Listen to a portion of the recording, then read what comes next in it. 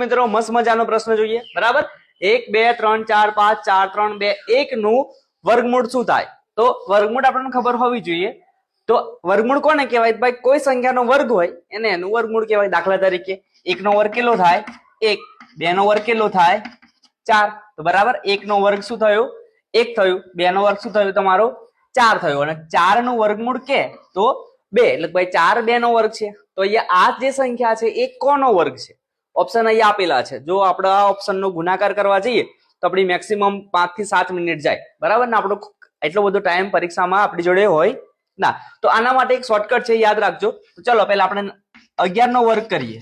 બરાબર તો 11 નો વર્ગ તમને ખબર હશે કે ભાઈ 121 તો અહીંયા જુઓ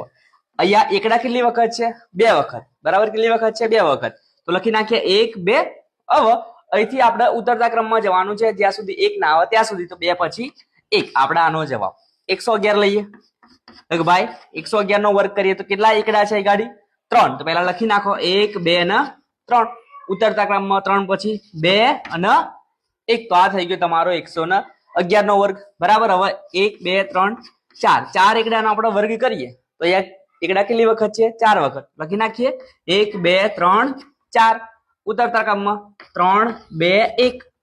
બરાબર તો અહીંયા તમે જુઓ 1 2 3 4 5 પછી ઉતરતા ક્રમમાં 1 સુધી છે તો અહીંયા 5 સુધી લખ્યું છે તો આપણે કેટલા એકડા લેવાના તો 5 એકડા લેવાના તો ઓપ્શન છે એવો જુઓ 1 2 3 4 5 તો તમારો આ જવાબ તમે આટલાનો ગુણાકાર કરો તો તમારું આટલું જ આવશે પણ આ શોર્ટકટ યાદ રાખજો કે જ્યારે પણ 1 હોય અને એમનો આપણે વર્ગ કરવો હોય તો જેટલા એકડા આપેલા હોય એટલા લખી નાખવાના પછી ઉતરતા ક્રમમાં લખી નાખવાનું તો તમને આરામથી જવાબ મળી જશે